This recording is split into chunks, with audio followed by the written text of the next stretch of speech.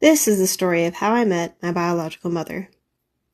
I had been on a website for about a year.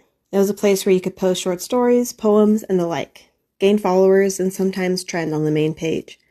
I had built a bit of a following, and a few of my stories, poems, had trended. Well, there was one such day where a story I had written, titled A Whole Lot More Than Just a Hole, was trending on the main page. And that is how my biological mother, Naomi, found me. A friend had suggested the site to her. Naomi was a writer as well, and her friend thought she would enjoy it. So she got on, saw the story, recognized my name, and clicked. From there, she emailed me through my profile on the site. Now, oftentimes I would get emails in response to a story I'd written. Fans replying to me with accolades or a poem in response to mine.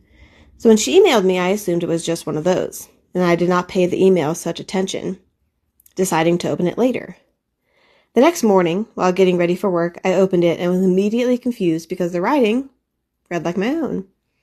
The tone, the flow of words, it read like my own work, and I thought I had written it, as if I had done a writing exercise with Naomi's point of view.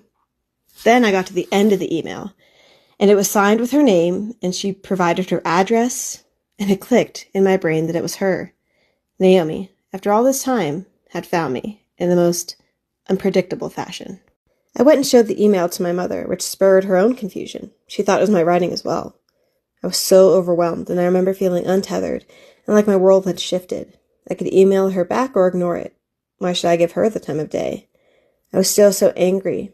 So with anger in my heart and a full wallet, I went to the mall for some retail therapy. A couple of friends joined me, and I bought clothes and got my ears pierced, trying to drown out my feelings. I didn't leave with answers, but the shoes were cute. The next week, I weighed out my options, but ultimately decided to email her back and make it clear that any contact would be on my terms. I was firm and placed boundaries, and I remember trying to sound cold and aloof. I didn't want to give her any legroom. I wanted her to work for my acceptance, not the other way around. After a few weeks of emailing, though, I began to soften, finding myself liking her more and more. Months went by, and we finally set a date to meet. It would be at the end of September, and she would drive up to my state.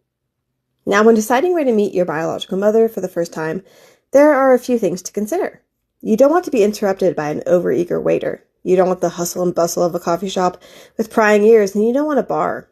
Alcohol doesn't mix well with conversations about abandonment. So where do you meet? You might think of a better location, but I chose a hotel lobby.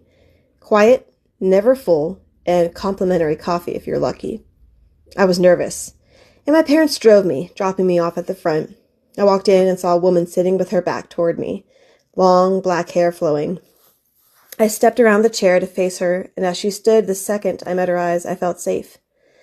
It was an overwhelming instant connection. There she was, after all this time.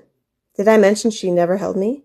That we have no pictures together? That my whole life I never looked like anyone around me? Yet here she was, making all those things a reality. My birth mom, or just, dare I say simply, my mom. We didn't hug at first. I was too apprehensive. So we sat and talked for almost 2 hours. I asked the hard questions and the purely curious ones. It felt surreal and warm and pleasant. She wasn't a stranger, as odd as that was. She was home. Our souls called to each other and sung in unison. It's been almost 11 years since that day, and I'm so grateful for those years. We can never get back what we lost, but we can build a life together.